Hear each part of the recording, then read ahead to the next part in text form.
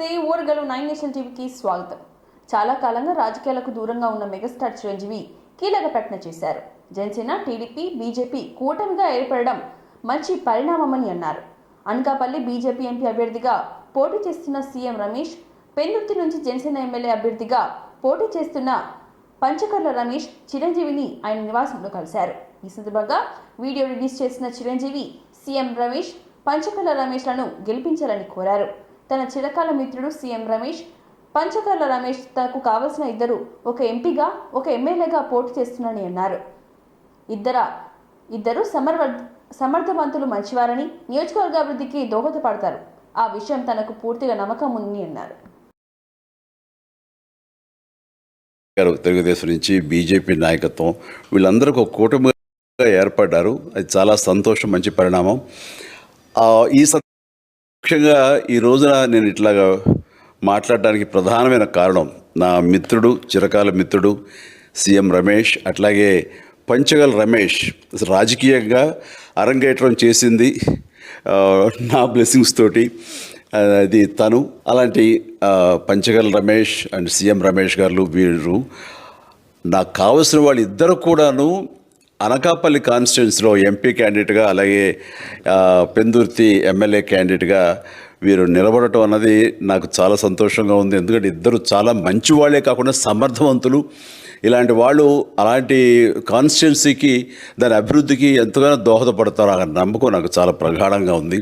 ముఖ్యంగా సీఎం రమేష్ గారికి కేంద్రంతో ఉన్నటువంటి సంబంధాలు, అనుబంధం ఇది మరీ మరీ ప్రత్యేకం. నాకు అది ఎప్పటి నుంచో తెలుసు. వారి గురించి నేను వింటూనే ఉన్నాను, చూస్తూనే ఉన్నాను. అండ్ ముఖ్యంగా ఆ కాన్స్టిట్యున్సీ, అనకాపల్లి కాన్స్టిట్యున్సీ అభివృద్ధికి ఈయన పరిచయాలు, కేంద్రంతో ఈయనకున్న సత్సంబంధాలు ఎంతో ఉపయోగపడతాయి. తద్వారా రమేష్ అలాగే మిగతా ఎమ్మెల్యేలు అందరూ కూడా ఎవరైతే అభివృద్ధి చేయాలి ఆయా ఎమ్మెల్యే నియోజకవర్గాలు అనుకున్నారో అవన్నీ కూడా సజావుగా సాగిపోతాయి అంటానికి దాని వెనకాల సీఎం గారి కృషి డెఫినెట్గా ఉంటుందంటే ఎలాంటి సందేహం లేదు. అండ్ వీరి నాయకత్వంలో మిగతా వాళ్ళ ఎమ్మెల్యేలు అందరూ కూడాను కలిసికట్టుగా అనకాపల్లి అభివృద్ధికి ఎంతగానో దోహదపడతారు అండ్ రిజల్ట్ చూపిస్తారన్న ప్రగాఢ విశ్వాసం ఉంది. కాబట్టి వీళ్ళిద్దరి గురించి ఈరోజు ప్రస్తావిస్తున్నాను. మీ అందరి ఆశీస్సులు వీళ్ళకి ఉంటాయని ప్రగాఢంగా నమ్ముతూ సెలవు తీసుకుంటాను. ప్లీజ్ వారిని గెలిపించండి. అనకాపల్లి నియోజకవర్గం యొక్క అభివృద్ధిని మనందరం చూస్తాం. అంతేకాదు, నాది చాలా పెద్ద కోరిక, ఆంధ్రప్రదేశ్ అభివృద్ధి పథంలో ముందుకు వెళ్ళాలి. దానికి కానీ మీరందరూ నడుము బిగించండి. మీరందరూ కూడాను ఇలాంటి వారికి ఓటు వేసి మీరు గెలిపించి అన్ని రకాలుగాను మీ యొక్క ఆశీస్సులు వీళ్ళకు ఉన్నాయి అన్న భావాన్ని మా అందరికీ, ఆ నమ్మకాన్ని మాకు కలిగించండి. జై హింద్. ఏపీలో ఎన్నికల సమరం కీలక దశకు చేరుకుంది. మొన్నటిదాకా టికెట్ కేటాయింపుతో బిజీగా ఉన్న పార్టీ అధిష్టానాలు ఇప్పుడు ఎన్నికల ప్రచారంలో, నామినేషన్లో నిమగ్నమయ్యారు. ఈ క్రమంలో టీడీపీ అధినేత చంద్రబాబు పార్టీ అభ్యర్థులకు బీ ఫామ్లు పంపిణీ చేశారు. ముందుగా ఊహించినట్లుగానే ఉండి నియోజకవర్గం టికెట్ రఘురామరాజుకు కేటాయించారు బాబు. ఉండి టికెట్ ఆశిస్తున్న మంతెన రామరాజుకు నర్సాపురం పార్లమెంట్ టీడీపీ అధ్యక్షుడిగా నియమించారు. ఉండి నియోజకవర్గంతో పాటు మడకశిర, పాడేరు, మడుగుల, వెంకటగిరి నియోజకవర్గాల అభ్యర్థులను మార్చారు బాబు. మడుగుల టికెట్ను సీనియర్ నేత బండారు సత్యనారాయణకు కేటాయించగా, పొత్తులో భాగంగా పెందుర్తి సీట్ను జనసేనకు కేటాయించారు.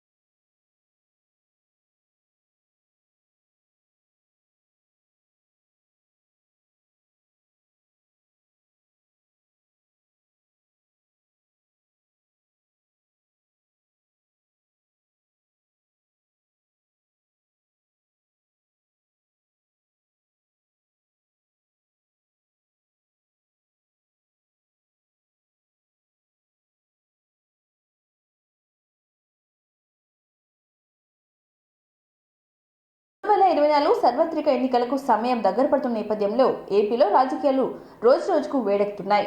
ఎన్నికల సమరం కీలక దశకు చేరుకున్న క్రమంలో పొలిటికల్ హీట్ పీక్స్ కి చేరుకుంది. సంక్షేమ పథకాలే తనను గెలిపిస్తాయని ధీమాతో ఉన్న జగన్ ఒకవైపు, జగన్ గద్దె దింపడమే లక్ష్యంగా బీజేపీతో పొత్తు పెట్టుకున్న చంద్రబాబు, పవన్ కళ్యాణ్ మరోవైపు ఉన్నారు. రాష్ట్రంలో హోరాహోరీగా పోరు నెలకొంది. ఇదిలా ఉండగా మెగాస్టార్ చిరంజీవి కూటమి అభ్యర్థులకు మద్దతు ఇవ్వటం, కూటమికి ఓటు వేయని ప్రజలకు పిలుపునివ్వడం ప్రస్తుతం హాట్ టాపిక్ గా మారింది.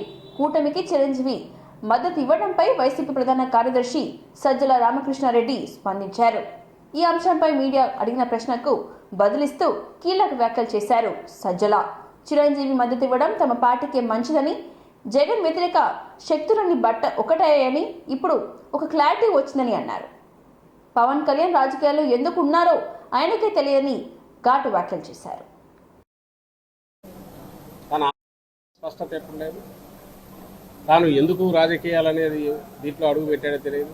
బహుశా చంద్రబాబు నాయుడు కోసమే ఆయన పుట్టినట్టున్నాడు, చంద్రబాబు నాయుడు కోసమే ఆయన పెరిగినట్టున్నాడు, చంద్రబాబు నాయుడు కోసమే ఆయన అంకితమైనట్టున్నాడు జాతికి. బహుశా చంద్రబాబు నాయుడు ఆయన పార్టీ ఈ ఎన్నికలతో అంతం కావడంతో ఈయన రాజకీయ అంకం కూడా ఆయనకు ముగుస్తుందని నాకు అనిపిస్తుంది. ఎందుకంటే ఈయనకు వేరే తెలియదు. చంద్రబాబు నాయుడు ఎక్కడ బటన్ నొక్కితే ఏ రకంగా చెప్పాలో అదే చేస్తాడు, బటన్ నొక్కకపోతే ఆగిపోతాడు. ఆయన నోట్లోంచి వచ్చే మాటలు చంద్రబాబు నాయుడు ఏం చెప్పమంటే చెప్తాడు, వద్దంటే ఆగుతాడు. కాబట్టి వాటికి ప్రత్యేకమైన విలువ ఇవ్వాల్సిన అవసరం లేదు. ఆయన మెచ్యూర్డ్గా మాట్లాడతాడు అనుకో, దాన్ని విశ్లేషించడం కంటే అంతగా మూర్ఖత్వం ఇంకోటి కూడా ఉంటుంది. శుభం, మరింత మంచిది. ఇట్ ఇస్ నాట్ అబౌట్ ఇంకొక ఇద్దరు వ్యక్తులు. జగన్మోహన్ రెడ్డి గారు ఒక్కరు ఒకవైపు ఉన్నారు. మొత్తం తోడేళ్లు, గుంట నక్కలు, నానా రకాల హైనాలు, ఇంకా ఏవో ఉన్నాయి, ముళ్ళ పందులు అన్నీ కలిసి ఇంకో పక్క వచ్చినాయి. అభివృద్ధి చెందిన రాష్ట్ర నాయకుడిలాగా కానీ, ఒక స్పష్టత ఉన్న ఆలోచనల్లో స్పష్టత ఉన్న నాయకుడుగా కానీ ఒలిచినటువంటి తోలు తీసుకొచ్చి దీనికి ప్రాణం పోస్తే, ఇది కాటేస్తే మనిషి బతకడం చెప్పేసి పెడితే చంద్రబాబు సోమిరెడ్డికి ఓటేసి గెలిపిసా ఇవ్వగలిగావా చేయించండి అని చెప్పి కోటి చౌకాల మీద, ఇసుక మీద నువ్వు ఇచ్చినటువంటి వాటి నువ్వు కోర్టుకు చెప్పు అంటే కుప్పం ప్రజలకు నేను చేయలేకపోయినా అభివృద్ధి అని చెప్పి నీకు అన్నం తినడానికి కూడా ఇష్టపడదు.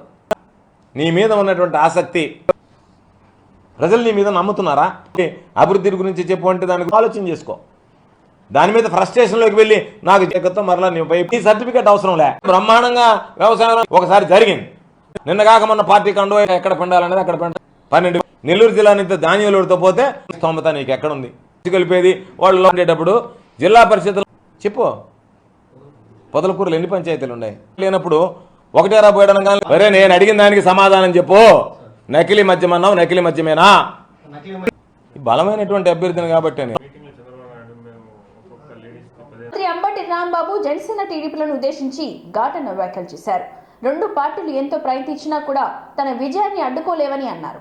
పవన్ కళ్యాణ్ రాజకీయాలకు పనికిరాడని, పవన్ డైలాగ్లు సినిమాల్లో మాత్రమే వర్కౌట్ అవుతాయని, రాజకీయాల్లో పనికిరావని అన్నారు. తనను అసెంబ్లీలో అడుగు పెట్టకుండా టీడీపీ జనసేన ప్రయత్నిస్తున్నాయని, వారు ఎంత ప్రయత్నించినా తన విజయాన్ని అడ్డుకోలేరని అన్నారు అంబటి రాంబాబు. గత ఎన్నికల్లో వచ్చిన మెజార్టీ కంటే ఒక్క ఓటు తగ్గినా కూడా నైతికంగా ఓడినట్లేనని అన్నారు. ఈ ఎన్నికల్లో సత్తెనపల్లి నుండి టీడీపీ తరపున సీనియర్ నేత లక్ష్మీనారాయణ పోటీ చేస్తుండటంతో హోరాహోరీగా పోరు నెలకొంది. సత్తెనపల్లిలో నిర్వహించిన వైసీపీ సభతో పాటు టీడీపీ సభ కూడా సక్సెస్ అవ్వడంతో ఇరు పార్టీల నేతలు గెలుపుపై ధీమా వ్యక్తం చేస్తున్నారు. పరాజయంగా నేను భావిస్తాను. అందరూ కూడా కలిసికట్టుగా పనిచేసి 2800 పైచిలకు వచ్చినటువంటి ఓట్ల కన్నా ఎక్కువ 20,000 తెలుగుదేశం ఏం చేశారు చూసారుగా. ఎప్పుడు కమ్మాస్కి ఇచ్చేవాళ్ళు, వాళ్ళు కూడా కాపుకి ఇచ్చారు. లేదా గత్యంతరం లేదు, రాంబాబు గారిని ఎదుర్కోవాలంటే మళ్ళీ కాపుకి ఇస్తే తప్ప కాపు ఓట్లు చేల్చడానికి వీల్లేదు అనేది. చిన్న చిన్న విభేదాలు ఉన్నప్పటికీ, చిన్న చిన్న యాస్పిరెంట్స్ ఉన్నప్పుడే పూలేయొద్దు మా నాయకుడికి ఇబ్బంది. మనకి అసలు రాళ్ళు సంగతి దేవుడికి పూలేస్తే రాళ్ళు లేకపోతే తగులుతాయి అంట ఆయన. చిత్రమైన విషయం, పూలేయద్దు వద్దు అవి రాళ్ళు అవుతాయి అనేటువంటి పరిస్థితుల్లోకి వచ్చారు. నేను మనవి చేస్తున్నా, ప్రేమించినటువంటి కాపుల పవన్ కళ్యాణ్ గారు కల్పించారు. కాబట్టి పవన్ కళ్యాణ్ గారు రాజకీయ నాయకుడుగా కాదు, ఇక ముందు కాలేడానికి సందర్భంగా చెప్పదలుచుకున్నాను.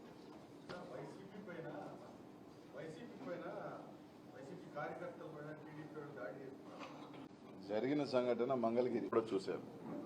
కాబట్టి ఇవన్నీ కూడా కలుపుకొని పోయి ఈరోజు అంబటి రాంబాబు గారు కానీ ఎట్టా కూడా తరలిపోతున్నారు. ఆ రోజు మీ అందరూ ఈ దాంట్లో భాగంగా కొంత సీఎం దగ్గర పోయినప్పుడు చాలా డీటెయిల్గా నన్ను అడిగితే నేను కాదన్నా జరిగింది. దానివల్ల కాబట్టి ఒక పార్టీలో మరి నిన్న రాంబాబు గారు బడుగు వర్గాలు ఆలోచించుకొని ఇస్తున్నారు. ఎందుకంటే మనకు పార్లమెంట్ పుట్టినాక నర్సరాపేట గారు ఆ నేపథ్యంలోనే ఆయన చెప్పిన మరుసటి రోజు నుంచి మేమందరం పార్టీ పటిష్టత కోసం పార్టీ పట్ల విధేయతతో వేములవాడలో గంజాయి తరలిస్తున్న ముఠాను పోలీసులు అరెస్ట్ చేశారు. ఉత్తరప్రదేశ్కి చెందిన వికాస్, ఒరిస్సాకు చెందిన మరో 2 వ్యక్తులను గంజాయి అమ్ముతుండగా అదుపులోకి తీసుకున్నారు పోలీసులు. నిందితుల నుంచి 5 కిలోల గంజాయిని స్వాధీనం చేసుకున్నారు. ఆ గంజాయిని జగదల్పూర్ నుంచి తీసుకువస్తున్నట్లుగా తెలిపారు పోలీసులు. అక్రమంగా తరలించిన గంజాయి అమ్ముతున్న వారిపై పీడీ యాక్ట్ కేసు నమోదు చేసి రిమాండ్కు తరలించినట్లుగా తెలిపారు. గంజాయి రహిత జిల్లాలుగా మార్చేందుకే ప్రజలు సహకరించాలని అన్నారు. ఇప్పటికే ఏడాది 14 కేసుల్లో 39 మందిని అరెస్ట్ చేశామని తెలిపారు పోలీసులు. దేశ భవిష్యత్తును నిర్ణయించేది యువత అని, అలాంటి యువత డ్రగ్స్, గంజాయి లాంటి మద్దతు పదార్థాలకు బానిసలుగా కావద్దని జిల్లా ఎస్పీ అఖిల్ మహాజన్ సూచించారు.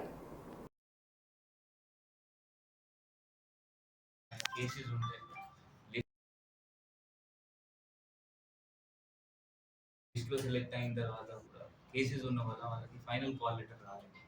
అట్లయినా ఇబ్బంది వస్తుంది. నా దగ్గర కూడా చాలా మంది వస్తారు, ఆ పాస్పోర్ట్ వచ్చింది, వీసా వచ్చింది, బట్ ఫైనల్ అక్కడ కంపెనీలో, కువైట్లో, గల్ఫ్లో పోవాలి అంటే కేసు ఉన్నాయి, మనం పోలీస్ వెరిఫికేషన్ ఇవ్వము. సో అందరు గాంజాతో దూరం ఉండాలి.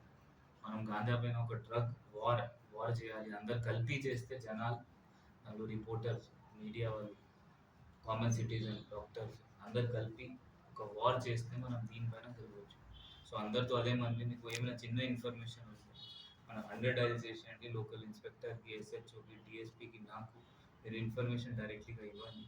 మనం అది మీకు ఇన్ఫర్మేషన్ గోపిగా పెట్టి అది డికాయ్ లాగా చేసి లేకపోతే ఇంటెలిజెన్స్ పెట్టి పట్టుకుంటాం. మన జిల్లాలో మనం గాంజా మినిమైజ్ చేయాలి, 100% రిమూవ్ చేయాలి ప్రయత్నం చేస్తాం. దానికి అందరికీ చాలా 14 కేసెస్ ఆల్రెడీ అయినాయి. ఇది 15th కేసు ఈ సంవత్సరం. లాస్ట్ ఇయర్ కూడా 70 వరకు కేసెస్ అయినాయి. సో వాళ్ళకు కూడా లిస్ట్ ఉన్నాయి, 78 79 అక్యూజ్డ్ ఉన్నారు. దాంట్లో ఇప్పుడు మన జిల్లా వాళ్ళు ఉన్నారు, బయట వాళ్ళు ఉన్నారు. వాళ్ళపైన సస్పెక్ట్ షీట్స్ కూడా ఓపెన్ చేయడం జరిగింది. వాళ్ళకి రెగ్యులర్ చెకింగ్ కూడా నడుస్తుంది. వాళ్ళు మళ్ళీ అది దారికి పోతున్నారా లేదా, ఎవరైనా మళ్ళీ పోతే మళ్ళీ కేసు పెడుతున్నాం, జైలుకి మీకు అదే నేను చెప్పాను, మీడియా వల్ల కూడా సహకరించాలి.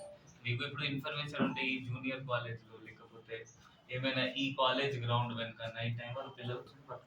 100% మన సపోర్ట్ ఉంటుంది, పోలీసు. రాముడికి నమ్మిన బంటు హనుమంతుడు. అంతేకాదు విశ్వాసానికి ప్రతీక అయిన హనుమంతుడు భక్తుల కొంగు బంగారం కూడా. అందుకనే హనుమాన్ భక్తులు దీక్ష తీసుకుంటారు. ఈ దీక్ష నిర్మించేందుకే చాలా మంది మన రాష్ట్రంలోని జగిత్యాల జిల్లాలో ఉన్న కొండగట్టుకు వెళ్తారు.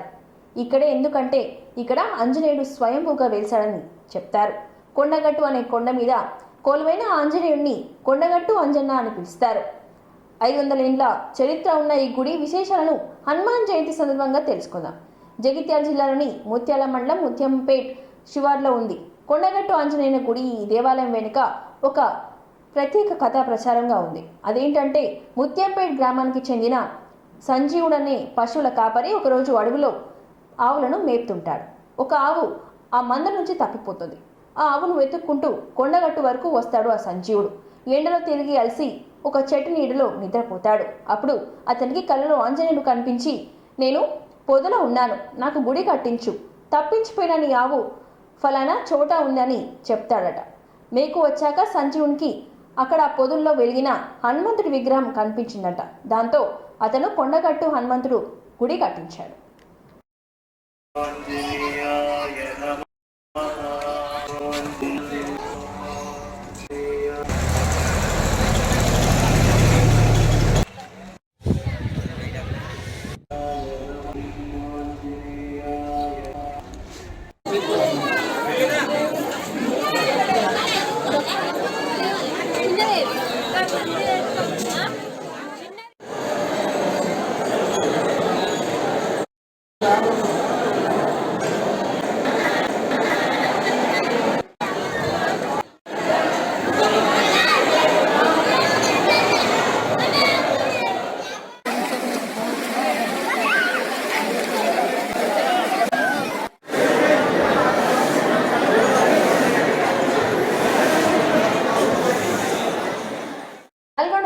మంత్రి కోమటిరెడ్డి వెంకటరెడ్డి క్యాంప్ కార్యాలయంలో జరిగే నల్గొండ కాంగ్రెస్ పార్లమెంట్ అభ్యర్థి రఘువీర్ రెడ్డి నామినేషన్ సందర్భంగా జరిగిన నియోజకవర్గ సన్నాహక సమావేశంలో పట్టణ కాంగ్రెస్ పార్టీ అధ్యక్షులు Mohan Reddy, municipal chairman Srinivas Reddy, vice chairman Ramesh Goud పాల్గొని ప్రసంగించారు. అనంతరం నల్గొండలోని మంత్రి కోమటిరెడ్డి వెంకటరెడ్డి క్యాంప్ కార్యాలయంలో వద్ద నల్గొండ కాంగ్రెస్ పార్లమెంట్ అభ్యర్థి ప్రచార రథాలను ప్రారంభించారు.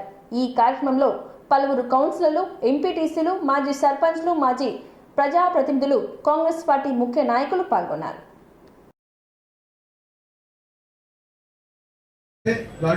బహిరంగ సభ అయింది అంటే 2 hours మనం స్పెండ్ చేసేది. రిక్వెస్ట్ చేసేది ఏంటంటే మనం 10 గంటల వరకే రావాలి, ఎండాకాలం కాబట్టి 10 గంటలకు వచ్చి 2 hours స్పెండ్ చేసిపోతే మనం విజయవంతది సభ. దానిలో భాగంగా మీ అందరికీ ఒక రిక్వెస్ట్, యువజన కాంగ్రెస్ అలాగే ఎన్ఎస్సీ వాళ్ళకి, ముఖ్య నాయకులందరికీ మీరు జెండాలు ఇవ్వడం జరుగుతుంది. ఆ జెండాలు కూడా ఎక్కడికక్కడ పడేయకుండా నాకు ఇస్తే నీకు గిఫ్ట్ కూడా ఇస్తా. జెండా ఇచ్చిన వాళ్ళకి జెండాలు ఎక్కడికక్కడ పడేయకుండా నాకు ఇచ్చిపోండి, నీకు వాళ్ళకి గిఫ్ట్ కూడా ఇస్తాం. కల్పించాలని తెలుసు కాబట్టి మనం ఏదైనా వారి మీద వదిలిపెడదాం. వారు తీసుకున్న నిర్ణయానికి మనం అందరం కట్టుబడి ఉందాం. కట్టుబడి ఉంటేనే మనం మంచి ఎక్కువ మెజార్టీ తెచ్చుకోవడానికి ఆస్కారం ఉంటుంది. కాబట్టి సమావేశంలో అందరం పనిచేయాలి. మనం మన ఛాలెంజ్ గా తీసుకొని సిద్ధమై అన్ని రకాలుగా సిద్ధమై సార్ మీద వదిలిపెట్టి కొత్త పాత అనేది లేకుండా అందరూ కలిసి నామినేషన్ 8,000 కోట్లు ఆర్ఎన్బి అనుకోని మున్సిపల్ అనుకో 8,000 కోట్లు శంకుస్థాపనలు జరిగినాయి. ఔటర్ రింగ్ రోడ్ వస్తుంది కాబట్టి మనం ఈ పట్టణాన్ని ఈ నియోజకవర్గం అభివృద్ధి పదవి తీసుకోపోతే భారీ నిధులు తెస్తేందుకు మనం పోటీ పడాలి. మన నాయకులు ఏదైనా గతంలో కోదాడు మనం కొద్ది తేడాతో ఉన్నాం. 7 నియోజకవర్గం మన సెకండ్ ఉన్నాం. ఈసారి అంతకాలం దాటిపోవాలని కోరుకుంటూ మీ అందరికీ సహకరించాలని, ఎలక్షన్లో వేరే భేదాభిప్రాయాలు లేకుండా అందరూ కలిసికట్టు పనిచేయాలని కోరుకుంటున్నాం. సిద్దిపేట జిల్లా ప్రజ్ఞాపూర్ నల్లపోచమ్మ కాలనీలో ఆదివారం శ్రీ ముత్యాలమ్మ శ్రీ నల్లపోచమ్మ విగ్రహ ప్రతిష్ఠ మహోత్సవ కార్యక్రమంలో పాల్గొన్న యువ నాయకుడు, సిద్దిపేట జిల్లా కబడ్డీ అసోసియేషన్ అధ్యక్షుడు సంతోష్, ముత్యాలమ్మ నల్లపోచమ్మ విగ్రహాల దాత కిషన్ ఈ సందర్భంగా మాట్లాడుతూ అమ్మ దయ ఉంటే అంత మంచి జరుగుతుందని, ప్రతి ఒక్కరూ దైవభక్తి కలిగి ఉండాలని కోరుకుంటూ విగ్రహ ప్రతిష్టాప మహోత్సవ వైభవంగా నిర్వహించడం అభినందనీయమని ఆలయ కమిటీ సభ్యులు అభినందించారు. ఈ కార్యక్రమంలో రామచంద్రం, మల్లేష్, నర్సయ్య తదితరులు పాల్గొన్నారు.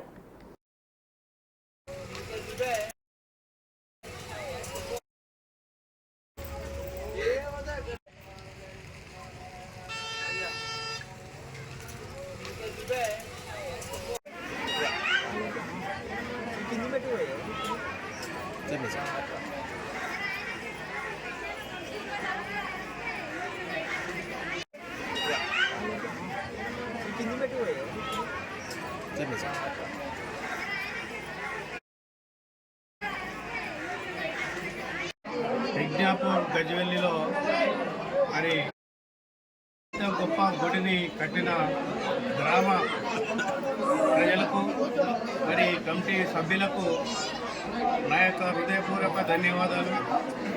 మరి ఇక్కడికి వచ్చిన భక్తులకును, మరి ఈ గుడిలో గొప్పగా అర్చన చేస్తున్న వేద పండితులకును, మరి ఈ గుడికి నిర్మాణ కార్యక్రమానికి మరి ఇతర కార్యక్రమాలకు సహకరించిన పెద్దలకు అందరికీ నా యొక్క హృదయపూర్వక ధన్యవాదాలు తెలుపుతూ, నాకు నల్లపోచమ్మ మరియు ముత్యాలమ్మ ఈ తల్లి నా మీద దయ ఉంచి నాకు ఆ దేవత నాకు ఈ విగ్రహాలను ఇప్పించే భాగ్యము నాకు దక్కింది. నేను ఎంతో ధన్యుడనుగా భావిస్తున్నా.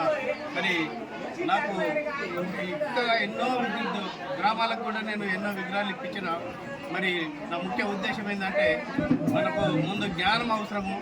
ప్రతి ఒక్కరూ జ్ఞానవంతులు కావాలని కోరుకుంటూ, ఆ తల్లి దీవెనలతోనే ప్రతి ఒక్కరూ జ్ఞానవంతులు కావాలని, మరి వర్షాలు పడి పంటలు పొలాలు ఆరోగ్యంగా ప్రజలందరూ సుఖ సంతోషాలతో ఉండాలని, ఆ తల్లి దీవెనలు ఉండాలని నేను కోరుకుంటున్నాను. నాకు అవకాశం ఇచ్చిన ముత్యాలమ్మ తల్లికి, నల్లపోచమ్మ తల్లికి, ఈ గ్రామ ప్రజలకు నా యొక్క హృదయపూర్వక ధన్యవాదాలు.